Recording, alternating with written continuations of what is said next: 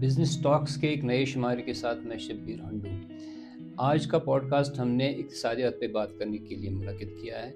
हमारे स्टूडियो में आज बैठे हैं जनाब शकील कलंदर साहब, साबिक़ा FCIK के सदर हैं और माहिर इक़्तिसादियात हैं। ये वही मौजूद शख्स हैं, इसलिए इक़्तिसादियात पे बात करने के लिए आज हम इनसे तफसील से बात करते हैं। जो मुझे ताज़ा रिपोर्ट आई है तो 25-26 की, उसके एदाद शुमार पे और आगे की इक़्तिसादियात में क्या देखते हैं उस पर बात होगी। शकील साहब, आपका इस्तकबाल है और आपसे पहला ही सवाल मैं इस बात पे करूँगा कि जो रिपोर्ट में 2,86,000 करोड़ की बात GSDP की गई है, ज़मीनी हक़ाइक़ के साथ इसको आप कितना मेल खाता हुआ देखते हैं और आप इक़्तिसादियात की आज की ताज़ा हालात कैसी देखते हैं? देखिए, 2,86,000 करोड़ का तो GSDP इन्होंने किया है, इसमें कोई शक नहीं है। लेकिन ये कंजम्पशन ड्रिवन जो ग्रोथ है, तो असल ग्रोथ जो होती है वो प्रोडक्शन लेड रेजिलियंस होती है। तो लेकिन इसमें जो है बेशतर चीज़ें जो है, इसमें कंस्ट्रक्शन है आपकी, और इसमें उन्होंने टूरिज़्म सेक्टर लिया है या कोई और सर्विस सेक्टर जो जितनी भी सर्विसेज हैं, और मैन्युफैक्चरिंग का जहाँ तक सवाल है वो बहुत कम है, या फिर प्राइमरी सेक्टर में भी उतना नहीं है जितना होना चाहिए हिस्सा। तो इसको हम कहेंगे कि ये एक कंजम्पशन लेड ग्रोथ है जो कि हुई है 2,86,000, अगरचे ये एवरेज से कम है, लेकिन फिर भी ये ग्रोथ हुई है, बट सस्टेनेबल नहीं है। मैं आपको ये बता दूं कि ऐसी ग्रोथ जो है जो पूरी तरह से आपकी सर्विस सेक्टर पर इन्हिसार जिनका हो, तो वो ग्रोथ सस्टेनेबल नहीं कहलाती है। और इसी रिपोर्ट में जो ग्रोथ 5.82% बताई गई है, इसको आप कितना रियलिस्टिक मानते हैं? देखिए, अगर एक तो ये एक बहुत हम्बल फिगर है, ये कोई इतनी बड़ी चीज़ नहीं है कि जो अचीव नहीं किया जा सकता है, लेकिन मुझे लगता है कि अगर इन्हीं सेक्टर्स में हमें ग्रोथ करनी है तो वो सस्टेनेबल ग्रोथ नहीं है। हमें ध्यान देना पड़ेगा अपने प्राइमरी सेक्टर और फिर सेकेंडरी सेक्टर में। सेकेंडरी सेक्टर में आपकी जो एब्जॉर्प्शन होती है इसमें एम्प्लॉयमेंट की, तो उसको हम सस्टेनेबल एम्प्लॉयमेंट के नाम से जानते हैं। बाकी सेक्टर जो सर्विस सेक्टर में है वो तो आनी जानी है, तो उसको आप उस तरह का नहीं ले सकते कि ये सस्टेन कर पाएगी। अगर 5.86 जो इन्होंने बताया है ग्रोथ रेट, अगर ये 6% के आसपास ही रहे अभी अवाइल में, तो ये अच्छी है, तो अच्छी बिगनिंग के साथ हम चलेंगे, आगे ये बढ़ भी सकती है। लेकिन हमारी तवज्जो जो है वो सर्विस सेक्टर से हट के, मैं नहीं कहता हूँ कि सर्विस सेक्टर का नहीं करना, वो भी करना है, लेकिन वहाँ से हट के आपको प्राइमरी और सेकेंडरी सेक्टर्स में आपका ध्यान जाना चाहिए, और वहाँ से आपकी ग्रोथ जो है वो डिपिक्ट होनी चाहिए। वो सस्टेनेबल ग्रोथ कहलाएगी।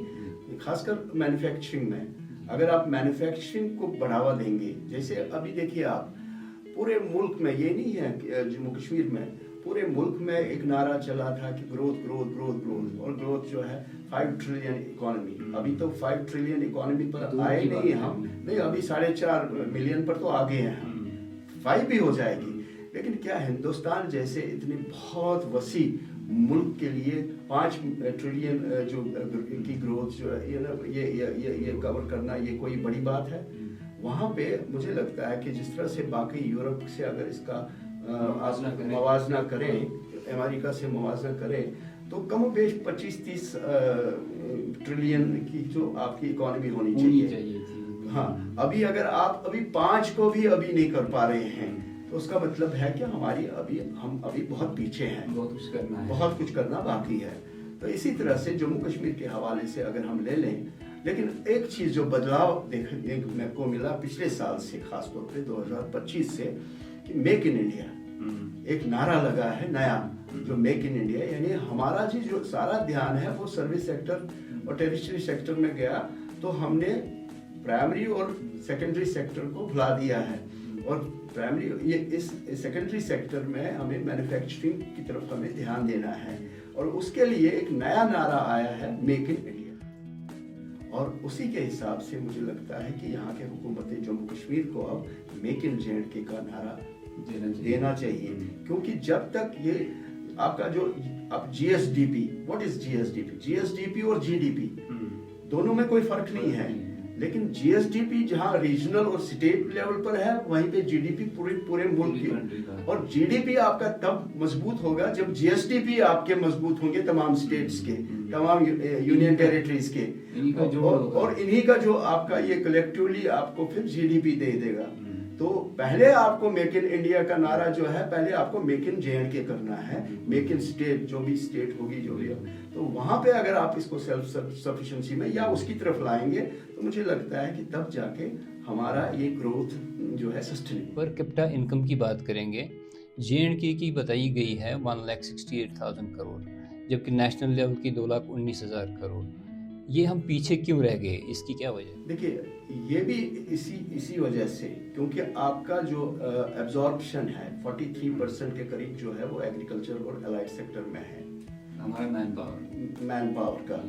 तो मैन पावर का जो वहाँ पे वो लो वेजेस का एक लो रेम्यूनरेशन उनको मिलते हैं, तो लोवेस्ट तो उसी में है ना एग्रीकल्चर और, तो उस सेक्टर में अगर आपको कम पैसा मिल रहा है, और इसी तरह से आपका मैन्युफैक्चरिंग सेक्टर जहां आपको सस्टेन करना था और या आपकी कमाई अच्छी खासी होती, वहां पर आपका कमज़ोर है, और फिर इसी कमज़ोरी की वजह से जो पर कैपिटा इनकम हमारा है वो बहुत कम है। तो अदरवाइज भी पूरे मुल्क का जो है वो $3,000 का है, और $3,000 का पर कैपिटा इनकम हिंदुस्तान में उस पर कैपिटा इनकम से बहुत कम है जो $1 लाख तक चला गया है। तो एवरेज कोई 80-90 हज़ार के करीब जो है यूरोप में वगैरह बाकी जगहों पे है। तो हम तो अभी उसके साथ आप ग्रोथ, ठीक हम कहते हैं जी ग्रोथ 8%, 9%, 10%, लेकिन आपको अचीव क्या, पहले तो वो चीज़ें आपको अचीव करनी है जो आगे हो चुकी है यूरोपियन कंट्रीज में, अमेरिका में या बाकी जगहों पे, मिडिल ईस्ट में, तो वो तो हम अचीव नहीं कर पाएंगे। तो आपका अगर 1 लाख जो है डॉलर्स का हदफ है पर कैपिटा इनकम का, अभी आप 3,000 है, और जम्मू कश्मीर में अगर हम ले लेंगे तो वो 2,000 कुछ है। तो मुझे बताइए, तो ये अभी बहुत कुछ करने की जरूरत को वाज़ह करता है। हाँ, अभी हम बहुत पीछे। सेक्टर्स की बात तो सामने आई है, इसकी फिगर सामने हमारी, जब हम प्राइमरी की बात करते हैं तो 20.45 की बात है, 18% तो हमारा सेकेंडरी हो गया, और टर्शरी 61%। तो ये जो इतनी तफावत है, इसके पीछे क्या राज है? हम प्राइमरी सेक्टर को आगे क्यों नहीं बढ़ा पा रहे हैं? देखिए, जो आपका 20% है, 20.5% के करीब जो दिखाया गया है इस वक्त, ये फिर भी कुछ है, लेकिन पिछले सालों में ये इससे भी नीचे चला गया था। अच्छा। हाँ, और मतलब पिछली दहाई में अगर हम एक डिकेड पहले ले लेंगे तो वहाँ और भी कम हो गया था। ये बदकिस्मती की बात है, क्योंकि एक वक्त ऐसा था 1947 से पहले 65% कंट्रीब्यूट करता था हमारे GSDP को एग्रीकल्चर और अलाइड सेक्टर, जो ये आपका प्राइमरी सेक्टर कहलाता है। तो अब ये यहाँ नहीं हुआ, हर जगह ये कम होता गया, नीचे आता गया। तो 20% भी एक अच्छी ठीक चीज़ है। तो 20% पर अगर ये सस्टेन कर पाए और 20 से थोड़ा सा और 1-2% और भी बढ़ जाए, तो मुझे लगता है कि वहाँ पे सस्टेन ये करें। लेकिन फिर इसमें बढ़ावा देने की ज़रूरत है, कैसे देने की ज़रूरत है वो हम बाद में बात करेंगे। लेकिन सेकेंडरी सेक्टर के मुतालिक जो बात हुई है वो 18.62% है। 18% जो है ये 25% पहले हुआ करता था। अच्छा। हाँ, चंद साल पहले ये 25% कंट्रीब्यूट करता था, और ये उसका मतलब है ये 7% गिर गया है, कोई 6.5% गिर गया है। और उसकी बहुत सारी ये वजह है कि यहाँ की मैन्युफैक्चरिंग एक्टिविटीज जो है उसको कदगन लग गई है। पिछले 6 साल से यहाँ पे जो काम होते हैं कंस्ट्रक्शन के या फिर डेवलपमेंट के, वो उस काम में जितने भी इंडस्ट्रियल गुड्स हैं वो आप बाहर से ला रहे हैं। ये एक बहुत बड़ी बात आपको मैं कह रहा हूँ। वो आप बेशतर उसका हिस्सा जो है वो बाहर की फर्म्स को चला जाता है, और उसकी वजह अब ये आज आपके फिगर्स में भी अब रिफ्लेक्ट होने लगी है कि अगर ये 25% पहले था, उसमें ठीक है कंस्ट्रक्शन भी उसमें शामिल था, कंस्ट्रक्शन और ये क्या नाम अपना मैन्युफैक्चरिंग और दूसरी ये जो चीज़ें हैं उसमें वो शामिल थी। लेकिन उस वक्त जो है उसका 25% था और 7 से 8% जो कंट्रीब्यूशन थी वो महज इंडस्ट्री की थी, मैन्युफैक्चरिंग की थी, जो आज कम होते होते 3.5%, 4% पर आ गई है। ये बहुत कम हो गई है और इसकी तरफ मेरे ख्याल में हुकूमत को ध्यान देना बहुत ज़रूरी है। इस पे मुझे ये बात याद आ गई कि हिमाचल की कई जगह हैं जहाँ पे फार्मा या दूसरी मैन्युफैक्चरिंग इंडस्ट्री अच्छी खासी है, तो वहाँ का एक्सक्लूसिव मार्केट J&K है। हम यहाँ उसी माहौल में रहते हैं, वैसा ही एनवायरनमेंट है हमारे यहाँ। वहाँ अगर इंडस्ट्री सेटअप हो सकती है और हम उसके कस्टमर हो सकते हैं, तो हम अपने लिए वो ऐसी कोई इंडस्ट्री क्यों नहीं लगा पाते? हम पीछे क्यों रह गए? देखिए, वो तो इंडस्ट्री के हवाले से जब हम बात करेंगे और उसमें कौन से सेक्टर्स और सेगमेंट्स हैं जिनका बढ़ावा यहाँ दिया जाना चाहिए था, वो एक अलग मौजू बनेगा। ऐसा नहीं है कि हमारे पास फार्मास्यूटिकल इंडस्ट्री नहीं है, हमारे पास फार्मास्यूटिकल इंडस्ट्री अच्छी खासी है, जम्मू में है, सन फार्मा भी हमारे पास है और भी कुछ फार्मास्यूटिकल इंडस्ट्री बड़े नाम की जो है यहाँ पे है। हमारे यहाँ कश्मीर में फार्मास्यूटिकल तब थे जब जम्मू में थे ही नहीं, मतलब यहाँ पे कुछ पुरानी बात, बहुत पुरानी, और उसमें कुछ अभी भी काम कर रहे हैं, कुछ हमारे छोटे पैमाने पे ही सही लेकिन कर रहे हैं। लेकिन आपका कहना ये बिल्कुल दुरुस्त है कि उसमें पोटेंशियल है और मुझे लगता है कि जो अभी 28,400 करोड़ का जो एक पैकेज अनाउंस हुआ था 2021 में और उसके हवाले से प्रोस्पेक्टिव इन्वेस्टर्स की जानिब से इंटरेस्ट, एक्सप्रेशन ऑफ इंटरेस्ट लिया गया था कि आप रजिस्टर करिए, तो उसमें जितने प्रोजेक्ट्स रजिस्टर हुए हैं एक अच्छा खासा जो उसमें है फार्मास्यूटिकल का भी हिस्सा है और उसके अलावा और भी कुछ चीज़ें हैं उसमें, मतलब जो इन्वेस्टर्स ने डिज़ायर किया है कि हम उसमें देयर इंटेंशंस कि हम उसमें इन्वेस्ट करेंगे, लेकिन अभी ज़मीनी सतह पर वो उसमें से कुछ नहीं हो रहा है। और दूसरा उसमें एक मसला ये भी है, मैं आपको शबीर साहब बताता चलूँ कि एक मनमोहन सिंह साहब का एक कॉल है पार्लियामेंट में, whatever breeds inequality to opportunity should be abundant with, ये उन्होंने कहा था और हमने ये डायलॉग उनको उस वक्त बताया था जब एक 2002 की एक industrial policy, central industrial policy यहाँ दी गई थी और उसका फैज 2 डिस्ट्रिक्ट्स को छोड़ के बाकी 20 डिस्ट्रिक्ट्स को नहीं मिला था, तो फिर हमने उसको सिंबॉलिकली वापस किया था, आप इसको वापस ले जाइए या इसको दुरुस्त करिए या इसको वापस ही ले जाइए, क्योंकि it has only breeded inequalities to opportunities. इसी तरह से ये 28,400 करोड़ की जो स्कीम आई है, ये गवर्नमेंट ऑफ इंडिया की जानिब से एक खुशाइंद बात थी कि यहाँ पे उन्होंने जम्मू कश्मीर के हवाले से उसको इंडस्ट्रियली डेवलप करने के हवाले से उन्होंने इतना बड़ा पैकेज दे दिया और उनका मंशा जो है, उनका ऑब्जेक्टिव, और हर एक पॉलिसी का ऑब्जेक्टिव होता है कि एक एवनली जो है डेवलपमेंट हो जाए, एक इक्वल डेवलपमेंट हो जाए हर एक रीजन में, हर एक डिस्ट्रिक्ट में, सब रीजन में। तो लेकिन मुझे लगता है कि ये इसमें बहुत बड़ी चूक हो गई है पिछले कई सालों में।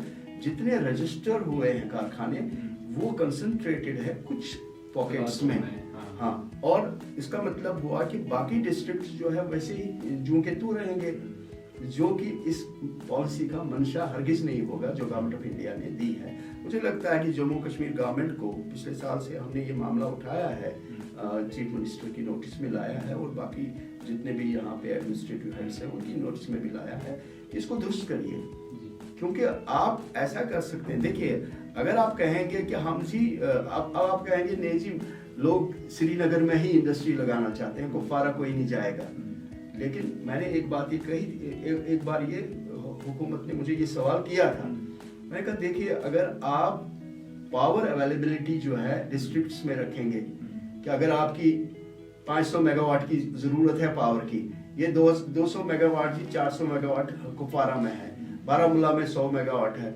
वहाँ पे मेगावाट, तो इंडस्ट्री को तो मजबूरी है ना वहाँ जाएगी, जरूरी जाना है। अगर आप इनको ये फैसिलिटी यहाँ पे अवेलेबल नहीं रखेंगे, जम्मू में नहीं रखेंगे, कुटवा में नहीं रखेंगे, जरूर कोई पीर पंचाल चला जाएगा तो वहाँ पे या चिनाब वैली के किसी हिस्से में चला जाएगा, क्योंकि वहाँ पे उनको वो सहूलियात देनी है जो आपको लैंड दे दीजिए वहाँ पे, और बाकी पावर जो इंफ्रास्ट्रक्चर है वो जब आप इंडस्ट्री को वहाँ पे मुहैया करेंगे। और अगर आप फर्ज करें कि बाहर का कोई आता है, हजारों मील दूर का कोई इन्वेस्टर जब यहाँ आता है, तो उसको क्या मतलब है कि 200 किलोमीटर वो आगे आता है या 200 किलोमीटर, उसके लिए तो कोई 200 किलोमीटर की कोई बात नहीं है जो हजारों किलोमीटर से आएगा। उसके लिए कुपवारा भी वैसी जगह है जैसा उनका कठुआ है। तो ये मैं समझता हूँ कि ये हुकूमत को इसमें अपनी इंटरवेंशन करने की जरूरत पड़ेगी, और अगर वो करेंगे तो एक हमारी जो इंडस्ट्रियल डेवलपमेंट हो जाएगी वो एवनली हो जाएगी, इक्वली हो जाएगी। डेमोक्रेटाइजेशन तो उसी को तो बोलते हैं कि आप एक रीजन को आप ऐसे रखेंगे वैसे। हमारी तफावत बहुत सारी चीज़ों में है और उस तफावत को दूर करना बहुत लाजमी है। शकील साहब, इंडस्ट्री की ग्रोथ और इसकी जो डेमोक्रेटाइजेशन आप कह रहे हैं, गांव में हर जगह पहुंचनी चाहिए इंडस्ट्री, लेकिन इसका एक नेगेटिव पहलू भी तो है ना कि एनवायरनमेंट को तो बचाना है। एनवायरनमेंट ख़राब होगा तो हमारी ओवरऑल इकॉनमी भी ख़राब होगी। इन दोनों चीज़ों को आप कैसे देखते हैं कि इनका कैसे आपस में एक सिनर्जी बन सकती है? देखिए, आपने बहुत अच्छी बात छेड़ी है कि जो एनवायरनमेंट का अभी मसला चल रहा है, अभी देखिए क्लाइमेटिक चेंज का क्या असर है। अभी फरवरी में कितनी धूप है, ऐसा तो कभी हुआ नहीं। फरवरी दिखता नहीं है, कभी फरवरी दिखता ही नहीं है, ये अप्रैल दिख रहा है। तो वजह क्या है? वजह तो ये हमारा एनवायरनमेंट के साथ जो हमने नाइंसाफ़ी की है। और मैं तो ये आपको बताता चलूँ कि इसीलिए मेरा एक रोल ये भी है कि मैं सोशल एक्टिविस्ट भी हूँ, और हमारी एक सिविल सोसाइटी भी यहाँ पे काम कर रही थी या अभी भी कर रही है छोटे पैमाने पर। लेकिन उसका मुद्दा मकसद यही चीज़ें थी, हम यही मामला उठाते थे। और एनवायरनमेंट के हवाले से जहाँ हमारी टूरिज्म इंडस्ट्री का जो बढ़ावा है, हम उसके खिलाफ नहीं हैं, लेकिन tourism at the cost of environment नहीं होना चाहिए। हमारा इकोसिस्टम खराब हो जाए या बाकी चीज़ें, जो हमारा सस्टेनेबल टूरिज्म होना चाहिए। और इसीलिए हमने बार बार गवर्नमेंट से ये कहा था कि आप एसेसिंग कैपेसिटी जो है, एक कैरिंग कैपेसिटी हर एक स्पॉट की, वो पहले एसेस करवाइए और उसके हिसाब से आप टूरिस्ट्स को भेज दीजिए। पहलगाम भेजना है, गुलमर्ग भेजना है या किसी और जगह भेजना है, तो रेगुलेटेड टूरिज्म जो है उनकी तरफ जाना चाहिए। जहाँ तक इंडस्ट्री का सवाल है, मैं इसके खिलाफ भी हूँ। हालांकि हमारे पास मिनरल्स का इतना ज़ख़ीरा मौजूद है कि जो किसी के पास नहीं होगा।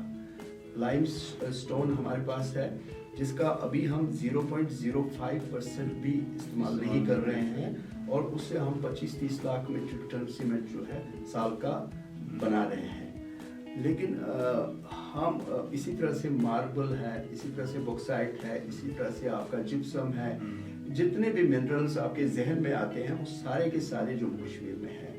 लेकिन मैं चाहता हूँ, बल्कि हम सारे चाहते हैं कि उनको हम बरोकार ना लाए या उस पैमाने पर ना लाए जिससे हमारे एनवायरनमेंट को कोई दचका पहुँचे या उसको कोई डिबैकल पहुँचे। तो इसलिए सबसे बेहतरीन तरीके जो हमारे लिए है, मुनासिब जो है जम्मू कश्मीर के लिए, ख़ासकर कश्मीर वादी के लिए, वो आपका प्राइमरी एग्रीकल्चर से ग्रो होना है, उसको कन्वर्ट करना है आपको इंडस्ट्री में।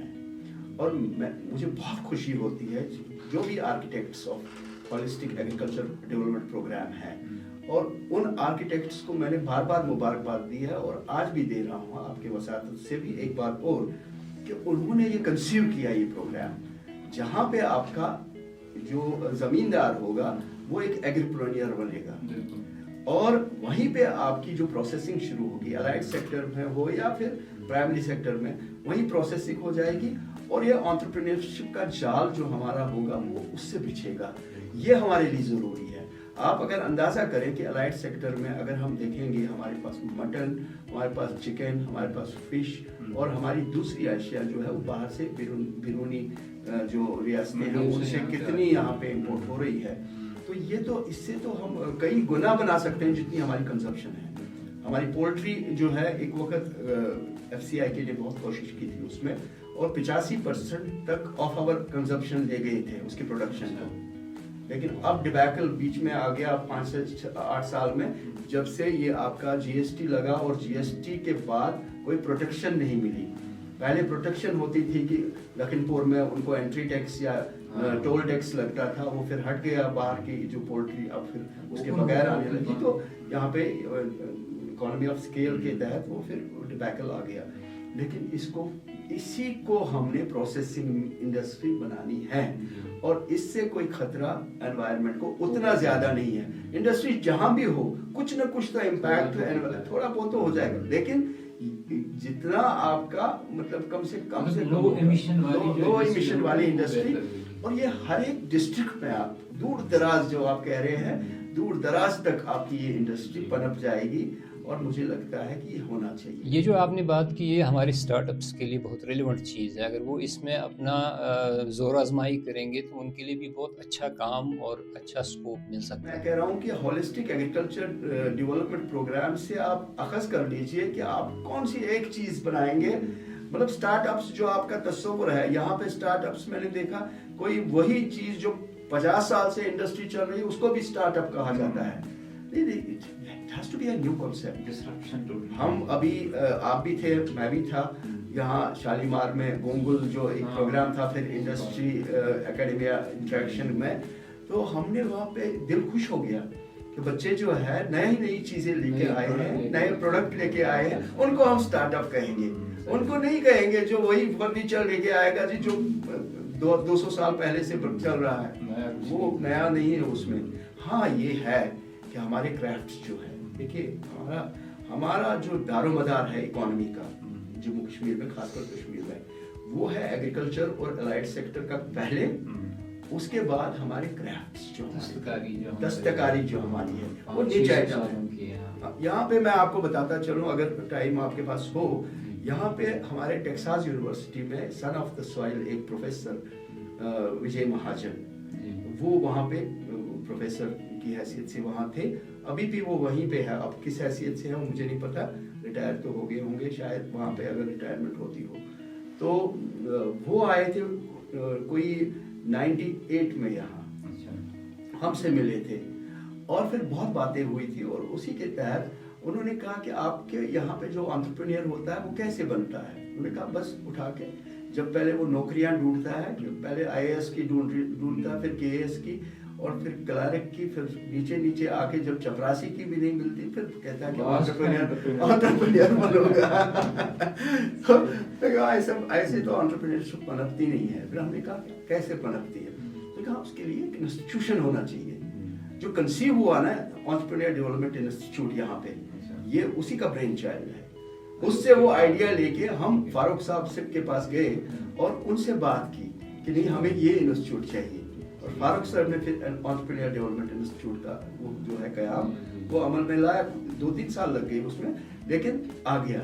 लेकिन उसका मकसद जो है वो भी उस मकसद को उस पर नहीं चल रहे हैं अभी। उनका प्रोग्राम था कि इंक्यूबेशन हो, बाकी चीज़ें जो सीड फंडिंग तो होती है वहाँ पे, लेकिन मुझे अभी पूरी तरह से हम तसल्ली बख्श नहीं कहेंगे उसका जो काम है। लेकिन जो है विजय महाजन का, ये मार्केटिंग एक्सपर्ट है। इन्होंने यहाँ पे SKICC में एक लेक्चर दिया था, फारूक साहब भी वहाँ पे थे, उमर साहब तब पढ़ाई करते थे। उन्होंने कहा था कि हाँ, उसने एक फॉर्मूला दिया है 86-14। उन्होंने कहा कि 86% जो है पॉपुलेशन पूरे ग्लोब की वो खरीदारी करती है उस चीज की जो आम प्रोडक्ट हो और सस्ता देखती है, कि पैसा जो है उसमें कम से कम कितना हो। लेकिन 14% एक पॉपुलेशन है पूरे वर्ल्ड के अंदर जो निच आइटम खरीदती है। अब उनकी ग्रेडिंग है, मतलब एक परसेंटेज आपके पास वो भी है पूरी दुनिया में जो आपका शॉल नहीं खरीदेगी तब तक जब वो 50 लाख के ऊपर ना हो। ये भी है। प्रीमियम क्लास ही आपको यहाँ पे जितने भी आपके स्टार्टअप्स हैं उनको कंसंट्रेट करना चाहिए निच आइटम्स के ऊपर, और उसमें वो एक्सेल किस तरह करेंगे, और उनका कन्वर्सेशन तो बहुत बेहतर है हमसे, हमारी जनरेशन से। वो मेरे ख्याल में कन्वर्स कर सकते हैं उन कंज्यूमर्स के साथ, उन कस्टमर्स के साथ, और उन्हें कन्विंस कर सकते हैं कि ये चीज़ हमने कुछ नहीं खाई। शकील साहब, हम अब अपने कल्चरल इश्यूज़ पे आते हैं। हमारी इंडस्ट्री का जो कल्चरल इशू है, हमने पुरानी इंडस्ट्री जो 600 साल से हमें जिसने खिलाया पिलाया वो थी हमारी जो हॉर्टिकल्चर है, और हैंडीक्राफ्ट्स हैं, वो सारी चीज़ें जिन्होंने हमारे यहाँ की सारी इकॉनमी चला है। लेकिन आज हम उसको थोड़ा सा एक इग्नोर भी कर चुके हैं और ज़्यादा उस पर डेवलपमेंट की कोई बात भी नहीं होती। जो फैमिलियाँ उनके साथ जुड़ी हुई हैं, जैसे कि हमारे शहरी ख़ास में हैं या कुछ गाँव में हैं, जो इसके दस्तकार हैं, जो बड़े कारीगर हैं अच्छे, ना उनकी कोई ग्रोथ हो रही है, ना उनके लिए कोई ख़ास कोई स्कीम सामने आ रही है कि वो कैसे इस इकॉनमी को दोबारा ज़िंदा कर पाएँ और ओवरऑल इकॉनमी का एक हिस्सा बने। आप इस सेक्टर के बारे में क्या समझते हैं? इसको ग्रोथ कैसे की जाएगी? क्या करना चाहिए जो नहीं किया जा रहा आज तक? अब आपने बात की कि हमारे यहाँ पे ट्रेडिशनल सेक्टर्स और फिर बाकी चीज़ें, उनमें डिबैकल क्यों आया? मुझे लगता है कि उसमें एक अच्छी वजह है कि एक सोशल स्टिग्मा फर्स्ट, अगर हम कहेंगे, जितने हमारे ट्रेडिशनल जो हमारे प्रोफेशंस थे, जैसे नाई का काम है, जैसे तरखान का काम है, मैसन का काम है, या इसी तरह के बहुत सारे अच्छे अच्छे काम, अगरचे ये काम जो है ये अपने आप में बहुत इम्पोर्टेंट है, लेकिन उनके बच्चों ने ये काम फिर नहीं लिया। जो ये मतलब काम करते थे तो बच्चे इससे उकता गए और वो इससे हट गए। तो इसी तरह से इन चीज़ों को डिबैकल आ गए, इन प्रोफेशंस को, और बाहर के जो लोग आए उन्होंने इस गैप को फिल किया। आज आप देखेंगे बार्बर का काम भी बाहर से करता है, शाम तक वो 1000-2000 रुपये तो कमा ही लेता है, तो लेकिन हमारा बच्चा जो है उसमें कतराता है क्योंकि सोशल स्टिग्मा उसमें आ गया है। ये सोशल स्टिग्मास की बात जो है, हालांकि हमारा जो यहाँ पे कल्चर है, देखिए हम तो यहाँ पे ओवरवेलमिंगली मुस्लिम्स हैं, और मुस्लिम में कोई किसी भी एक आपके प्रोफेशन के खिलाफ कोई बात नहीं कर सकते। नहीं, कैसे मानते? क्योंकि आपके सहाबा देखिए वो क्या काम करते थे, आपके औलिया देखिए क्या काम करते थे, और बड़े बड़े औलिया जो थे मूची का काम करते थे, दबाज थे जो मतलब ईंटें बनाते थे, या इस तरह से कम्हार थे, इस तरह के सारे प्रोफेशंस। यहाँ मैं एक बात ऐड करता हूँ, अमेरिका जैसी डेवलप्ड इकॉनमी में भी वो नाई का काम खुद ही करते हैं। बिल्कुल, वहाँ इनको कोई दिक्कत नहीं, हमारे यहाँ दिक्कत क्यों हो? मैं वही कह रहा हूँ, एक तो ये चीज़ आ गई और उससे हमारा एक बहुत बड़ा तबका जो है वो अलग हो गया इकोनॉमी से। दूसरा डिबैकल हमारी जो क्राफ्ट सेक्टर हमारा है, देखिए हमारा यहाँ पे शाह हमदान साहब ने जब भी लाया था यहाँ पे, और अल्लामा इकबाल ने कहा कि दाद इल्मो सन्नतो तहजीबुद्दीन, तो कि उन्होंने यहाँ पे इल्म, दाद, इल्मो, सन्नतो, सन्नत, तहजीब और दीन, 4 चीज़ें यहाँ पे कश्मीरियों को लेंगी, और उसमें वन ऑफ दीज वो है सन्नत। सन्नत मीन्स क्राफ्ट, और उस क्राफ्ट्स में हमारे पास जितने भी क्राफ्ट्स थे ये तो एक रूहानी क्राफ्ट्स थे। हमें बताया गया था कि एक शाल बाप जब शाल पे कोई सोजनी का काम करता था तो एक सुई जब वो ऐसे लेता ना, उसमें उसको कहा गया था ला इलाहा इल्लल्लाह साथ में पढ़ना, तो वजीफा भी उसका होता था, शाल भी बनता था, और इसी तरह से वो अल्लाह अल्लाह करके उसको वो जो कार्विंग जो है वो करता था। ये उसको कहते हैं कि दिलबा यार दस्त बाकार, ये मकोला ही फिर ये मशहूर हो गया था। तो मगर अब इससे लोग उकता गए, उसमें कई वजूहात है। एक ये कि मिडल मैन की वजह से उन्होंने इस्तेसाल किया, ये भी एक हकीकत है एक ज़माने में, लेकिन अब ज़माना बदल चुका है, और उन तमाम लोगों को मैं कहता हूँ जिनके पास ये ख़ानदानी रिवायत के तौर पे ये क्राफ्ट्स आए थे, अब उनके बच्चे जो है इसमें एक्सेल कर सकते हैं। अब डायरेक्टली जो है उनका मैन्युफैक्चरिंग से कंज्यूमर तक प्रोडक्ट पहुंच सकता है। स्कीमें ऐसी है आपके जो अभी ये जो मिडिल मैन का जो कल्चर है वो बिल्कुल ख़त्म हो गया है। अगर आप चाहें तो कोई नहीं रहेगा, लेकिन आपको ये काम फिर से करना पड़ेगा, इसलिए कि आपका ये निच आइटम है, और आज के कॉम्पिटिटिव वर्ल्ड में अगर आपका कोई प्रोडक्ट बाहरी मुल्कों में चलेगा तो आपका हैंडीक्राफ्ट चलेगा, और खास है जो प्रीमियम क्लास जो आप अपने दिल जान से बनाएंगे किसी के लिए, और उसमें किसी तरह से की भी कोई इसमें मुंह की कीमत आएगी, और इसमें मुंह बिल्कुल, इसमें कोई कंपटीशन तो है नहीं, वो बियॉन्ड कंपटीशन ये चला जाता है। उसके साथ साथ जो है आपकी यहाँ पे स्मॉल स्केल इंडस्ट्री चल सकती है। मसलन जितनी चीज़ें आप कंज्यूम करते हैं लोकली आई मीन एक तो लोगों के घरों में जो कंज्यूम हो रही है और फिर गारमेंट के अंदर जो कंज्यूम हो रही है, वो सारी उसके लिए इंडस्ट्री बनी थी। और कम बेश हमारे पास 40,000 कारखाने यहाँ पे अभी आज की डेट में हैं जो मैन्युफैक्चरिंग में हैं, जिनके पास ज़मीनी सतह पर बिल्डिंग्स भी है और प्लांट एंड मशीनरी भी है। लेकिन वो उनकी गवर्नमेंट की अदम तवज्जो की वजह से जो है वो मतलब थोड़ा बहुत डिबैकल। कारखानों की जो आप बात कर रहे हैं है तो हज़ारों की तादाद में, और हमारे यहाँ थोड़ा सा उनका जो प्रोडक्शन है हमारी टोटल इकॉनमी या टोटल कंजप्शन इकॉनमी का थोड़ा सा हिस्सा बनाती है, लेकिन वो ग्रो होने के बजाय सस्टेन भी नहीं कर पाती।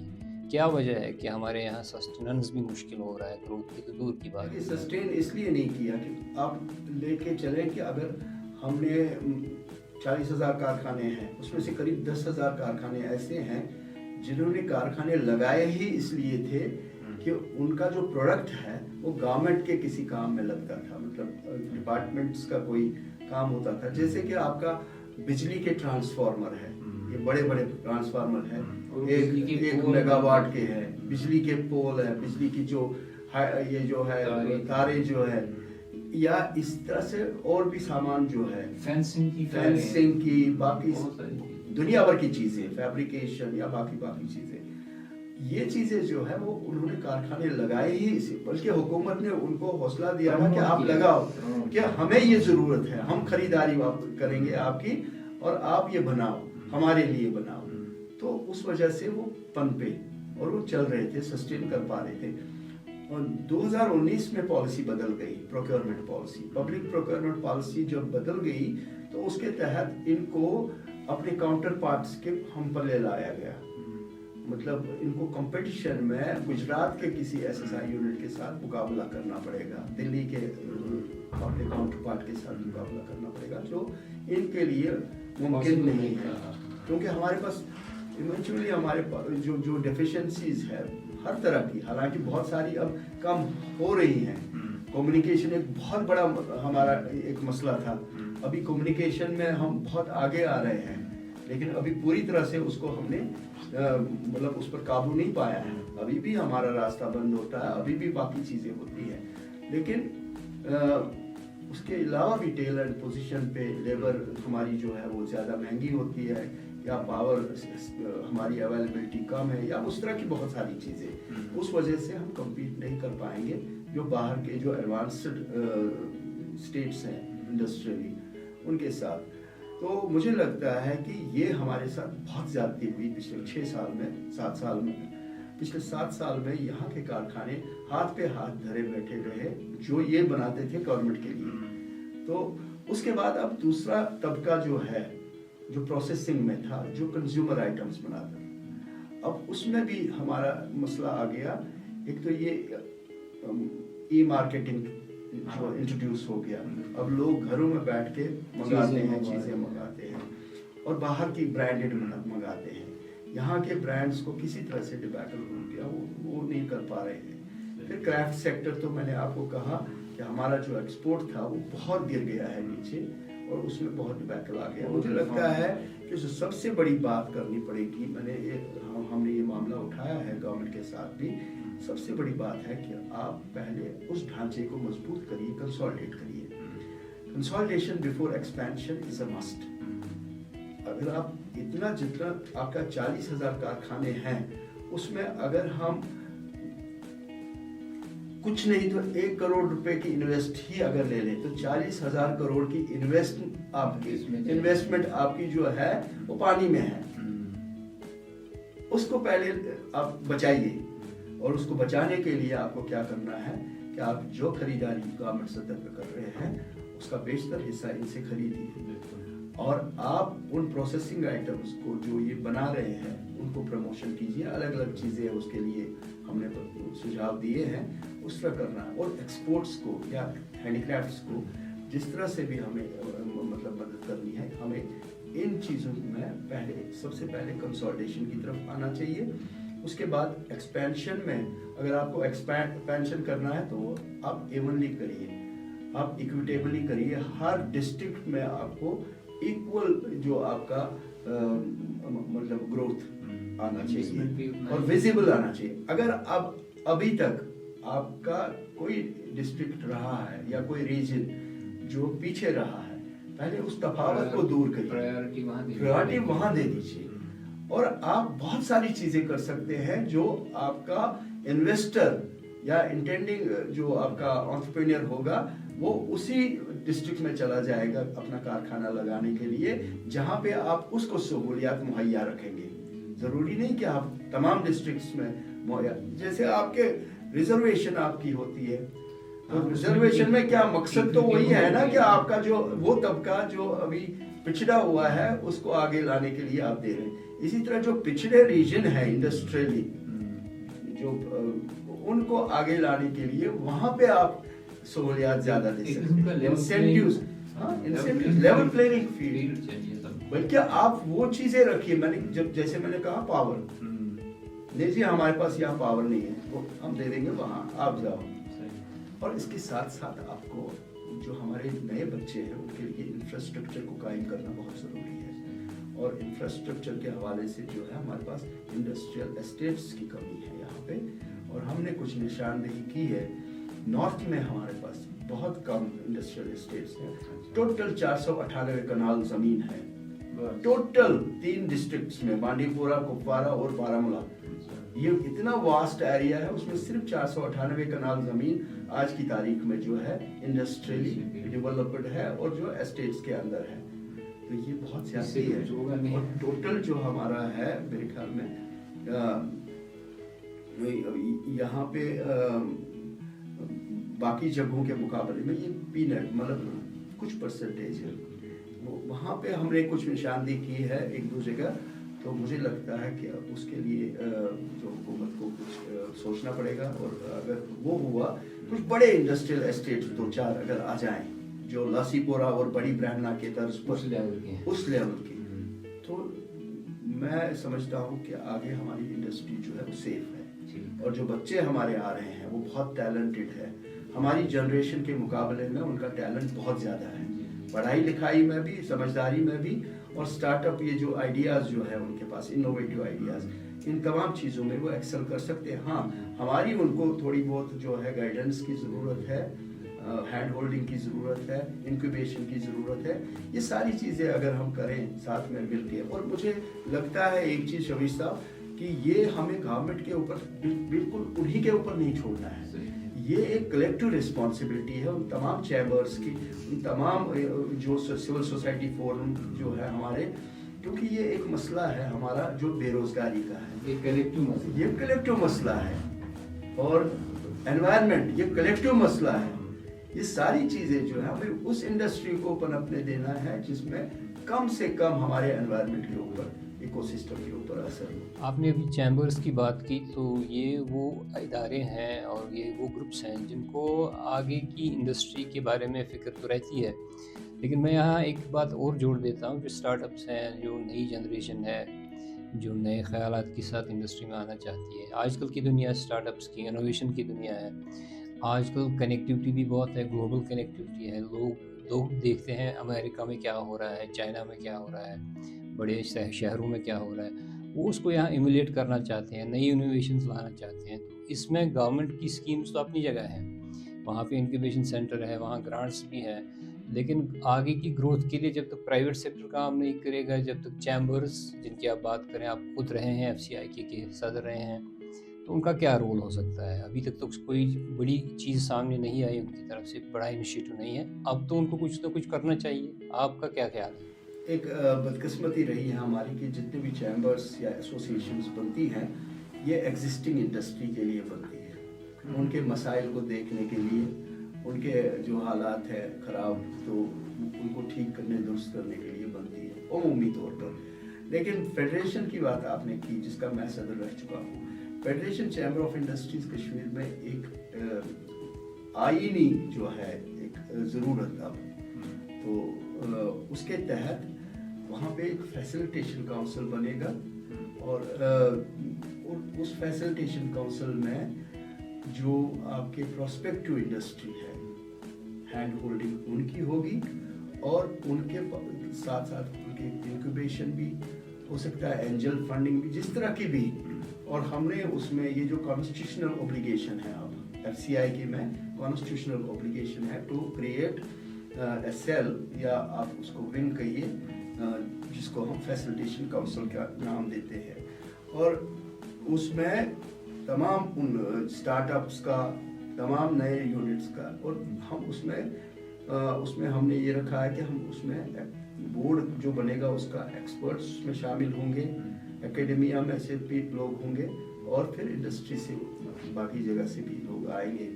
और उसका मुद्दा मकसद हमारा यही है कि हम गवर्नमेंट को ये बात बता दें कि किस सेक्टर में हमें ज़रूरत है प्रमोट करने की, और जहाँ से हमारे एंटरप्रेन्योर निकलेंगे। और उसमें हमारा वाजिया है, दिमागी तौर पे हम वाजिया है कि हमारा एग्रीकल्चर और अलाइड सेक्टर में प्रोसेसिंग जो है, अभी आपने देखा होगा हमारे CA स्टोर जो है, वो अभी 6000 करोड़ की इन्वेस्टमेंट लोकल्स ने की है उस CA स्टोर में अभी, और अभी बहुत कम है वो, लेकिन हो रहा है। और जब इंशाल्लाह जब वो वक्त आ जाएगा जब हमारा पर हेक्टेयर जो यील्ड है, एप्पल का अगर ले लें हम, अभी 10-11 मीट्रिक टन पर हेक्टेयर है, और अगर ये हम ले जाते हैं 100 या 60-70 तक पर मीट्रिक टन, हमारे पास प्रोडक्शन इतनी होगी कि प्रोसेसिंग की जरूरत पड़ सकता है। नहीं जी, 6-7-8 गुना। अभी एवरेज जो है ग्लोबल वो 60 मीट्रिक टन पर हेक्टेयर है। हाँ, लेकिन न्यूजीलैंड ने एक पैच डेवलप किया है जहाँ पे उन्होंने एक्सपेरिमेंट किया है कि 120 मीट्रिक टन उन्होंने सेब उगाए हैं 1 हेक्टेयर में। आप अगर ये करेंगे तो आपकी रूरल इकोनॉमी कहाँ पहुँचेगी ये, और उसमें प्रोसेसिंग का मौजूद आ जाएगा, CA स्टोर और बनेंगे, आपके जो कोल्ड चेन बनेंगे, बाई प्रोडक्ट्स बनेंगे, और यही इंडस्ट्री हमारे लिए बेहतर रहेगी। एक तो ये अलाइड सेक्टर, एग्रीकल्चर और अलाइड सेक्टर, और दूसरा क्राफ्ट सेक्टर, और तीसरा नीड बेस्ड जो इंडस्ट्री हमारी है, जो गवर्नमेंट की जरूरत है और जो लोगों की, आम लोगों की जरूरत है। उसके अलावा मैं इसमें नफी करता हूँ, अभी हो सकता आप कंजर्वेटिव मुझे कह रहे हैं कि अगर हम मिनरल एक्सप्लोरेशन ज्यादा करें यहाँ पे, क्योंकि मिनरल एक्सप्लोरेशन के साथ हमारा एनवायरमेंटल डिग्रेडेशन साथ के साथ हो रहा है, तो वो हम चाहेंगे कि अभी उसको रहने दीजिए। ये बहुत सारे सेक्टर है, और उसके साथ साथ आपके जो सर्विस सेक्टर है जिसमें टूरिज्म आपका पोटेंशियल है, लेकिन सस्टेनेबल टूरिज्म, नॉट कि जो आप जंगलों में भी ले जाए, और वो ये सस्टेनेबल टूरिज्म, उसमें देखिए आप कैसे चलाएंगे। मुझे लगता है इसके साथ वो एग्रीकल्चर के साथ जोड़ सकते हैं किसी चीज के साथ, बिल्कुल। तो मैं समझता हूँ कि ये सारी चीजें अगर हम मिल के करें सारे, आप बहुत अच्छा काम करते हैं, जो एंजल आपने फंडिंग का जो एक तस्वुर दिया यहाँ पे, और ये एंजल फंड का जो है ये तभी यहाँ चल सकेगा जब जो एग्जिस्टिंग एंटरप्रेन्योर्स आपके कंफर्टेबल, अभी वो कंफर्टेबल लेवल में नहीं है, अभी उनकी अपनी मुसीबतें हैं, अपने मसाइल हैं। अगर वो मसले उनके हल हो जाते हैं, वो कुछ नहीं चाहते हैं, वो चाहते हैं कि गवर्नमेंट जो है 1,90,000 करोड़ का काम गवर्नमेंट ने पिछले 5 साल में किया है डेवलपमेंट का, कैपेक्स जो खर्च किया है, और अगर उसमें 1,90,000 करोड़ में से आप समझ लीजिए कुछ परसेंटेज अगर इनकी तरफ चला जाए तो इनकी सस्टेनेबिलिटी भी होगी और ग्रोथ भी होगी। ये तो इंश्योर भी किया जा सकता है ये बिल्कुल। और आज की डेट में इंडस्ट्री नहीं चाहती है कि हमें आप प्राइस प्रेफरेंस भी दें, वो कहते हैं हम उसी रेट पर दे देंगे जिस रेट पर आप बाहर से लाते हैं। तो अब बताइए, हाँ फिर उसके बाद कुछ कॉस्ट इक्वलाइजर्स जो है उनको जरूरत है, इसका सुझाव फेडरेशन ने दिया हुआ है गवर्नमेंट को, मुझे लगता है उस पर गौर हो रहा है, और इंडस्ट्रियल पॉलिसी जो है वो तब्दील हो रही है, उस पर तब्दीली, मतलब वो अमेंडमेंट कहते हैं, मैं तो समझता हूँ कि ये पूरी की पूरी तब्दील होनी चाहिए, क्योंकि उतनी अमेंडमेंट्स करनी है, और उसमें अगर वो सारा जो है सिस्टम और ईज ऑफ डूइंग बिजनेस के तहत उसको लाया जाए, मुझे लगता है कि हमारी एक ही आस है, एक ही उम्मीद है, वो है यहाँ पे एंटरप्रेन्योरशिप। बिल्कुल। और ये एंटरप्रेन्योरशिप हमें एग्रीकल्चर से उठा के और ये सोशल स्टिग्मा हमें हटाना है। तो ये जो काम पे लग जाना, काम पे लग जाना है, काम पे लग जाए तो हमें अपनी मेहनत का कमाना है। मुझे लगता है कि मैं पूरी उम्मीद हूँ मैं कि आइंदा हमारा जो है फ्यूचर बहुत सेफ है। Brighter future. शकील साहब, आज हमने बहुत अहम और ज़रूरी बातें की हैं इंडस्ट्री के ऊपर। आइंदा में इंशाल्लाह होती रहेंगी। आपका बहुत बहुत शुक्रिया। बहुत बहुत शुक्रिया आपका।